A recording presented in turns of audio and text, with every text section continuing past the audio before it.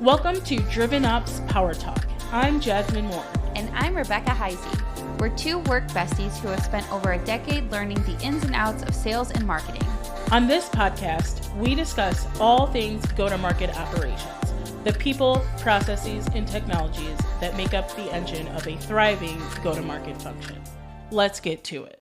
Welcome to episode 3 of Driven Ops Power Talk. I'm Jasmine Moore. And I'm Becca Heisey. We have an exciting episode for you today. We are going to be talking about a fun topic, executive reporting. Yeah, I don't know how many people think that reporting is fun, but I mean, we do. We do. That's just us. That's why we're here. Yeah. So we're not talking about your everyday reports. We all have those dashboards that are our go-tos and where we pull our numbers from. But I'm talking about those ad hoc reports that your executive leader comes to you and say, hey, I want to know X, Y, and Z. Yeah. What are the different phases that you should go to, in our opinion, in delivering these reports? Yeah. So one of the main things you probably want to jump into when somebody does come to you with that kind of ask is understanding what's the problem and what's the goal that they're trying to solve for. So you're going to have a lot of questions. You should have a lot of questions to ask them because you want to make sure you're getting it right from early on. You know, you don't want to miss out on something that's really important. That's the need of what the report's for. And don't be afraid to ask questions. Push back.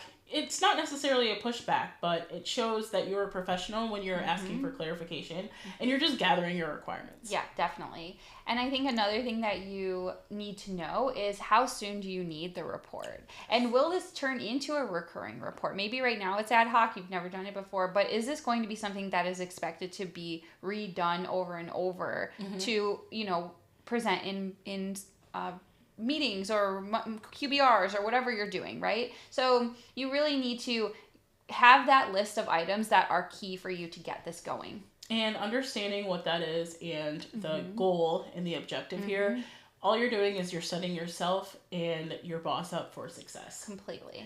So we have our requirements. Yep. Then let's dig into the next step, which is digging into the raw data. Yep, the fun part. The fun and messy part. Yeah.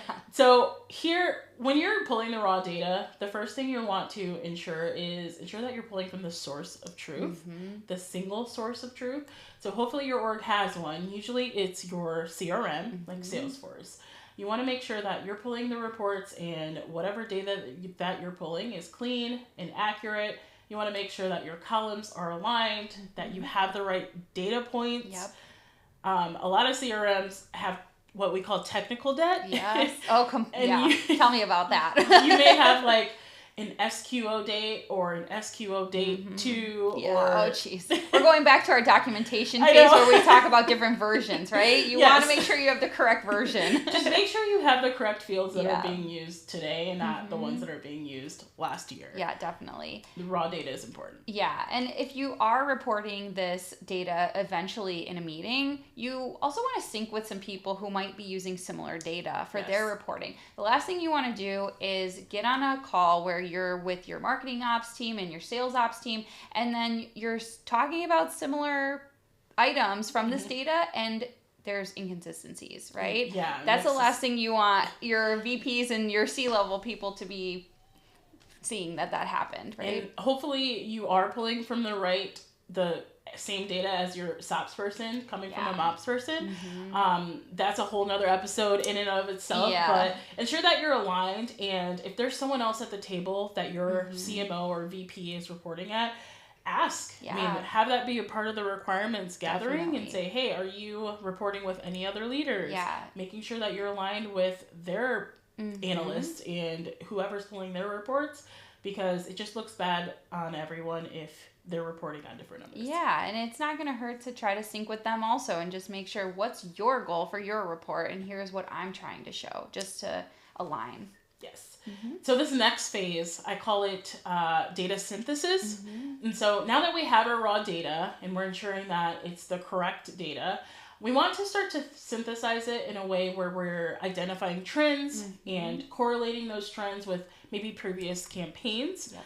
I like to have a little scratch pad when I'm synthesizing my data of, hey, there's a spike here, come back to that. Or, hey, there's a spike here, maybe that has to do with the campaign we launched last week. Just start to create your mini hypotheses and your statements so that later phases, you can kind of pull those together and make sense of it. Yep. And when you're doing that, that's a great time to start QAing your data, looking into it. Does this make sense?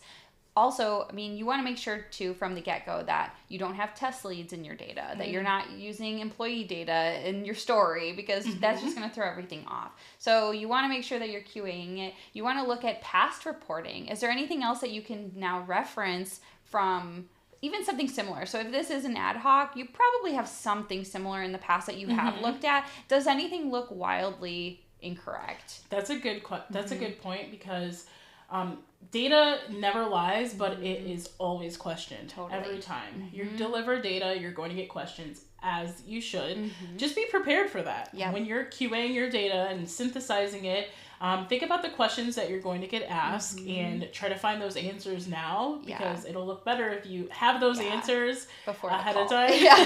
And then it looks better than saying, oh, let me find out for you. Just kind of think about that. And also, don't be afraid to step away from the data and come back to it. If you're lucky enough to have somebody who's also familiar with the data and can look it over with you, that's even better, right? I mean, having extra set of eyes is never a bad thing.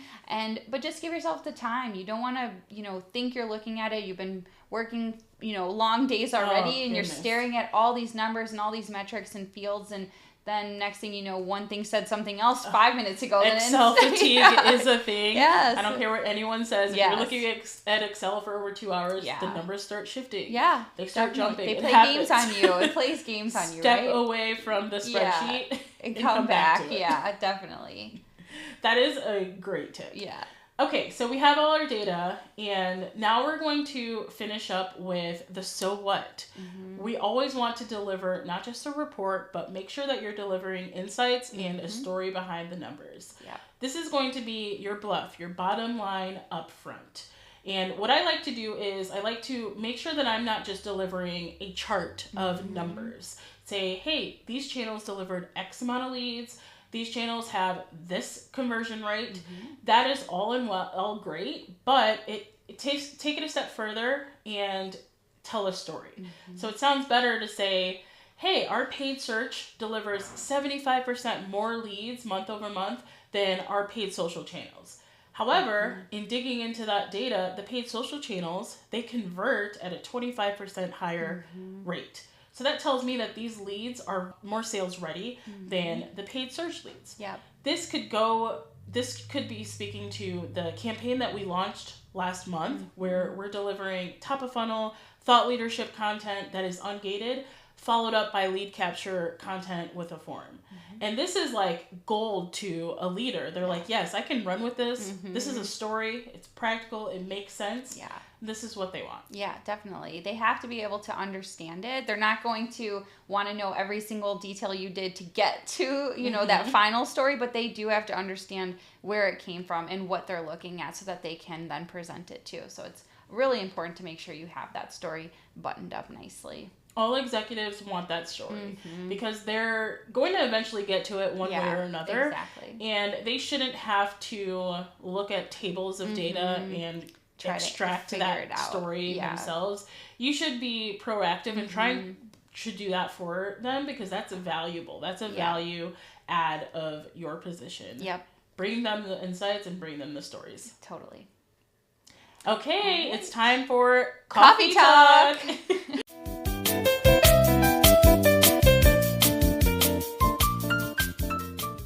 Okay, Becca, what is our coffee talk topic of the day? All right, so I've got an interesting one for you.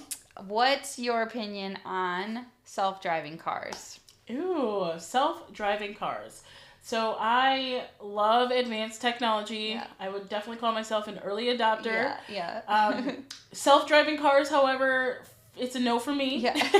Just for now, it's a no for me. I am a little bit skeptic of putting my life in the hands of a car. I don't blame you there. I did, though, have a moment of adventure. Okay, we a love few that. months back. We love adventure. Yeah, I mean, I'm more like you. I'm a little on the like risk adverse, person. But I was like, you know what? All right, I'm in California and it's an opportunity. Let's just try it out.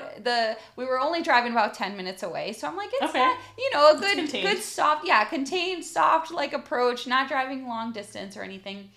But I have to say, I wasn't a big fan of it. I wasn't. It was like driving with a teenager who just got their license. It was so jolty, and like, every time I would brake, it was just a hard brake, and you're like turning and weaving, and I'm already a very like prone person to getting car sick. I get motion sickness a little bit, and that's the last thing you need is to be in a car where you're just jolting and all that. So needless to say, I left the car with a massive headache at the end. I mean, now I'm happy to say I tried it out. I gave it a shot. Would I do it again anytime soon? Probably not. No, but it worked. And the weird thing too is that there's definitely some glitches you're working out there, right? Like we were at a stoplight at one point and then the light turned green, but there was a delivery person on a bicycle in front of us, and for some reason the person didn't go and the car didn't know what to do. So we actually had to roll the window down to say, hey, could you go? Because our car doesn't know how to weave around you because you're just in its range of like, it's something in its path, right? It doesn't have that human common sense aspect to apply to the system. And I think that's what scares me. Yeah. And that's actually interesting because I saw a video a couple weeks ago about a couple in a similar situation where they were in the backseat of a self-driving car and they came across construction. So there was a police officer directing traffic and telling the car to go this way. And the car wanted to go this way. So there was a conflict in the wires. A little gap, It did not take direction from the officer well. And the couple's in the backseat like, we don't know what to do. Our cop's not listening to you, dude. So I think we have a little bit of ways to go in the programming. I think so. I know. What do you do when you're in that situation? Just like abandon your ride in the middle of nowhere and call an Uber or something? Like there's nothing wrong with that. I think. I guess not. Yeah. So yeah. I mean, I gave it a shot, but technology's great, but I don't know if I'm there yet. Yeah. But you did it. I did it. Yeah. Kudos to you. Yeah. I think if I were to try it, it would be just like that, just in the city. I don't want to go out of city limits. 10-minute drive. Yeah. Like, let's give this a try. Yeah. Nice ease into it. Yeah. You're driving slow enough for me to like tuck and roll a little bit. Yeah, you could get out of the car and maybe survive because you're like, we're only driving like 15 miles an hour. Exactly. Have an exit plan. Yeah. So funny. We'll get there. Yeah, we'll get there. Good topic. Yeah. So yeah, I mean, so that's what we tried, giving it a shot with self-driving car, but I'd love to know your opinion. So leave us a comment. Have you tried it? Would you try it? If you haven't, what's your opinion? Let us know. Let us know. What's your risk threshold in that regard? That brings us to the end of episode 3 of Driven Ops Power Talk, where we spoke about executive reporting in all of its glorious phases. Yep. Hope you learned something, and until next time. See you next time. Bye.